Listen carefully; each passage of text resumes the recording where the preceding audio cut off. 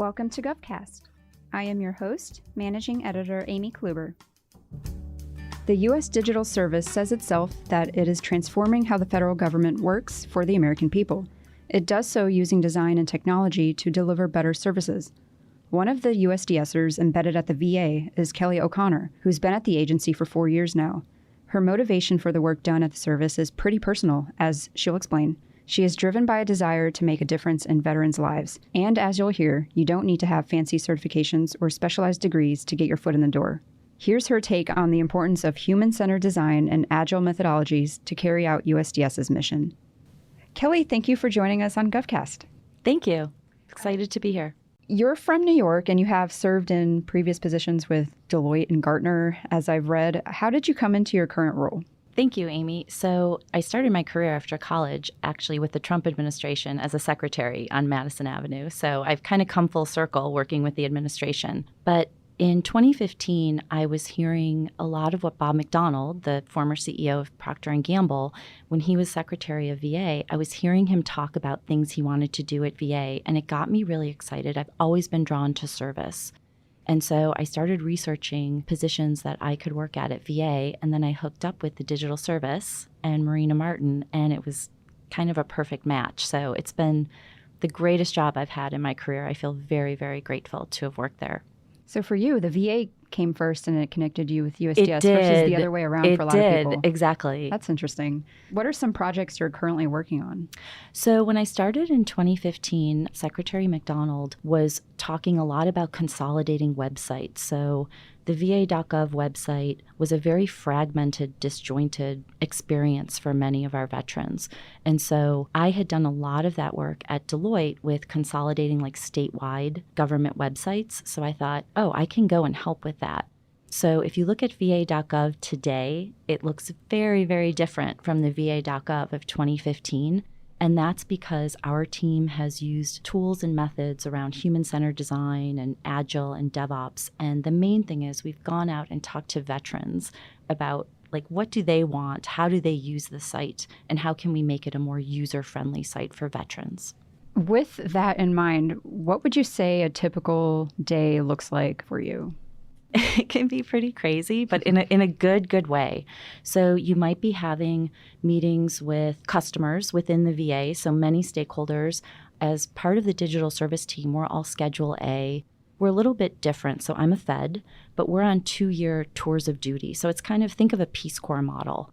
But we're a tiny, tiny team at VA. VA is the size of a Fortune 8 or 9 company. So we couldn't do anything without the awesome career service VA employees we work with.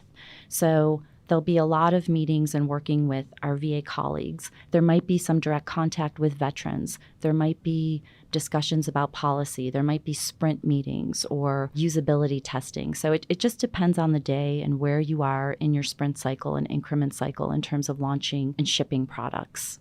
How important is things like the agile methodology and DevOps, as you've described, to accomplish some of the things that USDS is really at the forefront of technology-wise? It's really important, but it's a means to an end. So like I started my career, I was a high school teacher in New York as well. And I'm an English major. I'm not a really cool engineer or designer, but the technology to me is a means to an end.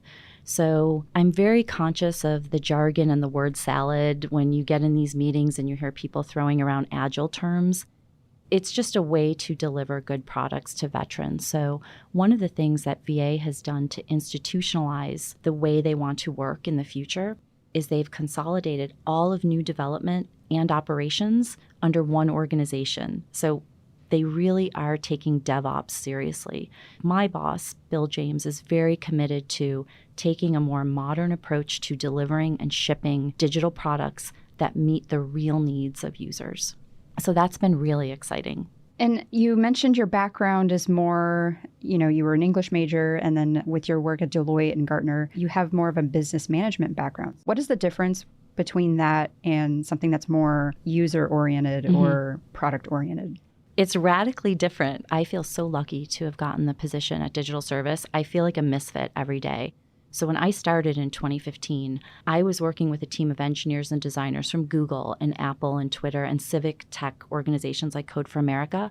So I came in with my bag of tools from Deloitte and Gartner, like, when are we doing our integrated project schedule? And I used email all the time. That was really funny. I'm like, why is no one answering email? They're like, we're on Slack and GitHub. I'm like, what's a GitHub? So really, like, I tell this story because I have a lot of empathy for people who don't know product management. You can learn it, but it's very different. It's a culture change, and it's very different from the way I've worked.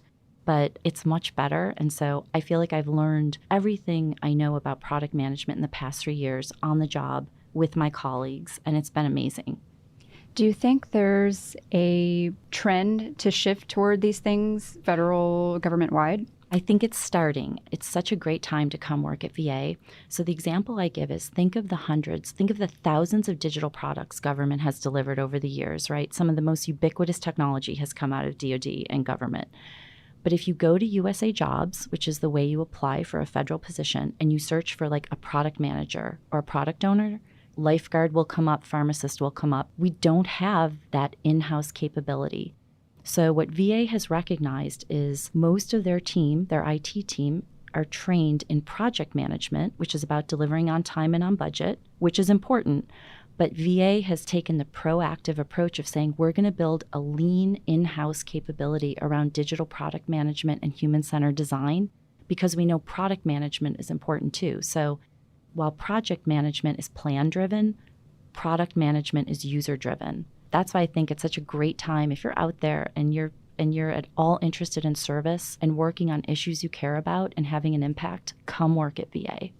What are some of the issues that really drive you that the VA has kind of taken on to improve? So when I joined Digital Service, we're about 200 people government-wide. We're at many different agencies. I only wanted to work at VA because my dad's a combat veteran, a Vietnam combat veteran. And so I would see him, and he's 70 now, but he's on his iPad and he's trying to get his prescription and going to the Buffalo VA. And I'm like, this just doesn't make any sense. So for me, it's a very personal mission about just serving veterans and making their digital experience with VA on par with the private sector. And if you hear our Chief Technology Officer, Charles Worthington, talk about our modernization vision and strategy, it's making VA digital products on par with the private sector. And I think we're going to do that. You know, I can completely relate, being an Army brat myself and dealing with the Veterans Affairs ecosystem and with my father. But I've noticed that VA really has been at the forefront of some of these technologies. Now that I'm integrating into the private sector away from the military, it's been a culture shock. It's very different, both in a good and bad way. What are some of the technologies that are in the private sector that may be informing some of the VA's efforts?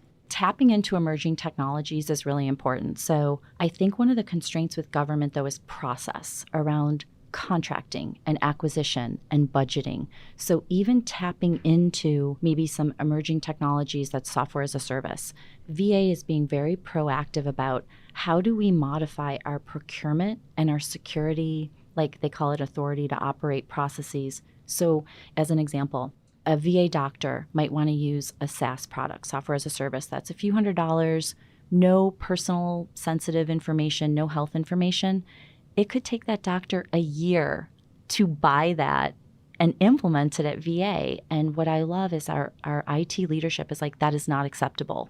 We need to speed the time to market and take a common sense approach here. So I think that's really exciting. Now, I also noticed you are involved with TED Talks. Can you go into that a little bit? Sure. So I used to be very nervous about public speaking. And since the TED Talk, which was the most terrifying thing I've ever done, I am not afraid to do any type of public speaking. So I'll shift a little bit. So this has nothing to do with VA. This is a personal TED Talk. My sister died from prescription opioids about 2 years ago. She was 44. It was a total shock. And I decided, just as part of therapy, I have to talk about this because the shame and stigma in our family was very much in denial and never had an honest conversation about substance use disorder. So in my reality, my sister died in a week of opioid addiction. And so I worked on that TED Talk for a few months and gave it up in Albany. I have another sister who's a registered nurse and went and did it and got through it without being hysterical. I think, again, it goes to service. So I want to serve. I'm really lucky. I have a great background in education and lots of opportunities, but I've loved working in government and serving. And so the TED Talk and the opioid advocacy work I do is kind of in the same vein, but just on a personal level. Well, it seems like your motivation has been very much tied to service, and you've been able to find the right channels to get into in order to exercise that passion. So it's very kind of inspiring Thank you. to be able to match that up in your professional life as well. I was wondering if you could go into more about the human-centered design. What does it mean for something to be human-centered? Right. That's a great question because it's so simple. Like, I don't understand why every single government agency isn't doing this with every product. You're literally just going and sitting with a user. It can be as easy as watching them use your product and see kind of what they think is supposed to happen or what goes wrong. So I'm not a design expert or user research expert, but if you do usability testing on your products early in the design phase, you can do it on paper prototypes. You only need 5 users for a significant sample, and you'll identify 80% of the most egregious design errors. So what I don't understand is in government-wide system development life cycles, they usually leave testing to the end or the middle, whether it's user acceptance testing or operational test and evaluation. You should be sitting with users very early in the process. That's just a business strategy that will save you time, money, and rework. You've mentioned a couple times now that you're not really technically inclined or technology inclined. You know, with this podcast equipment, I can set it up, I can run a podcast. Don't ask me about sound engineering. How do you overcome some of the hurdles that might be presented in being so technology focused without knowing much about it? I think it comes back to like some really good career advice I got when I was young. I'm old now, but when I was young, and it was be yourself and talk about what you know. So when I joined the digital service, we have an amazing team. It's one of the most concentrated group of talented people I think I'll ever work with. But one of the reasons I feel very old on the team is I'm one of the only people who ever carries cash. So no one on our team even knows how to deal with cash. But I'm like, you know what? I have to be myself and be who I am. And it kind of just all works out. So I think it's good for our digital service team to have people like me on the team who bring a different perspective because our user base brings different perspectives. And so different users have different preferences. Now, a large effort at USDS is recruitment. What does it take to be a successful USDSer? I feel like I have a unique perspective, but to me, it's just passion about something and the ability to execute. That's a great summation, really. What does the VA look for in terms of having a USDSer on its team? What does that synergy look like? I think there's a natural kind of challenge to that. Our team ranges, but we're 30 to 40 people at any given time at VA. VA is 360,000 people. So I think it's kind of like the Clayton Christensen innovator's dilemma. You've got a pocket of people who are kind of different from the rest of the organization, but it's really important that we blend into the fabric of the organization. So I think it's really important for digital service, and we have amazing relationships with the career service people at VA who we couldn't do anything without them. Like, I don't know anything about VA benefits and health. Like, I depend on my counterparts who are career service people who are awesome and just as innovative as we are. So it's kind of figuring out how you have a small pocket of outsiders come and work with this agency and adapt and blend with the agency, which I don't know if we figured it out yet, but we're trying. And part of working at USDS is you are kind of appointed to these terms. What does life look like for you after your term? Yeah, I wish I didn't have to leave. So I renewed. I'm one of the longest people there. So we have 2-year terms. You can renew one time. So I'm on my 4th term. A few of us have stayed 4 years. So I will probably go back to where I came from and go to, a great consulting firm. But I'm always drawn to, I will still want to do like their government practice, or I'd love to do something with social responsibility. If I ever win the lottery, I will go be a community college teacher. So we'll see how it goes. But I think working with a high-performing, small, empowered team is very exciting to me. I don't think I'll be able to find the mission passion outside of VA. That'll be difficult.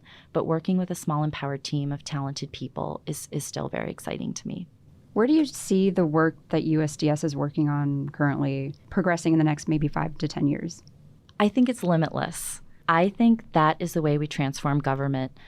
To me, one of the biggest root causes and challenges in government is attracting talent. There's so many people out there who want to serve, but one, they can't get through USA jobs. It's really hard to get an interview. And two, they maybe don't want to have a 10 or 20-year career in government.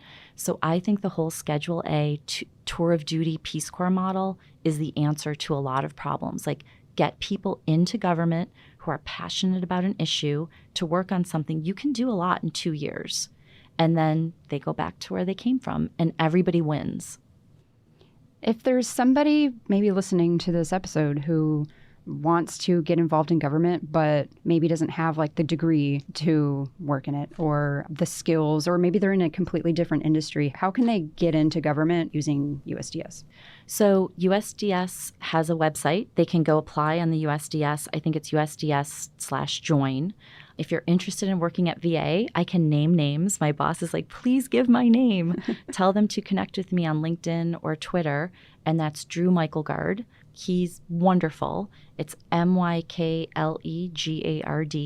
So connect with him. We want people on our team, and it's an awesome team. Well, if anything is reflected on that based on your path and your service, I think that would probably attract a ton of people. Well, thank you so much for this interview. This was a great insight into how USDS works a little bit and how it takes advantage of a lot of modern technologies and modern processes. I very much appreciate you sharing yours. Thank you. GovCast is a production of Government CIO Media and Research. For more podcasts, head to governmentcio.com/podcasts. GovCast is produced and hosted by Amy Kluber. Edited by Chris Edwards. Theme music provided by Big Hoax. If you're interested in sponsoring a podcast, contact us at sponsor@governmentcio.com.